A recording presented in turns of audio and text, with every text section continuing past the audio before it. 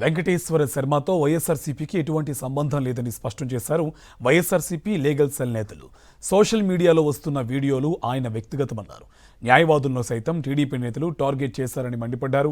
రాష్ట్రంలో మహిళలు, చిన్నారులపై జరిగే దాడుల గురించి టీడీపీ నేతలు మాట్లాడితే బాగుంటుందని హితూ పలికారు. టీడీపీ రాష్ట్ర అధ్యక్షుడు పల్లా శ్రీనివాసరావుని వెంకటేశ్వర శర్మ కలిసిన ఫోటోలు కూడా ఉన్నాయి. మరి పల్లా మీద ఎందుకు ఆరోపణలు చేయడం లేదని వారు నిలదీశారు.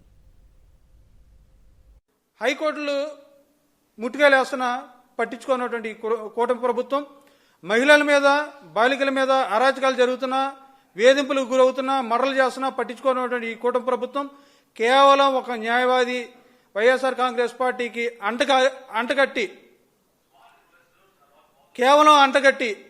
మమ్మల్ని బదనాం చేయాలని చెప్పేసి జగన్మోహన్ రెడ్డి గారిని పరువు ప్రతిష్టలకు ఇబ్బంది కలిగించాలనే ఉద్దేశంతో చేస్తున్నటువంటి ఆ యొక్క వార్తల్ని పూర్తిగా ఖండిస్తున్నాం.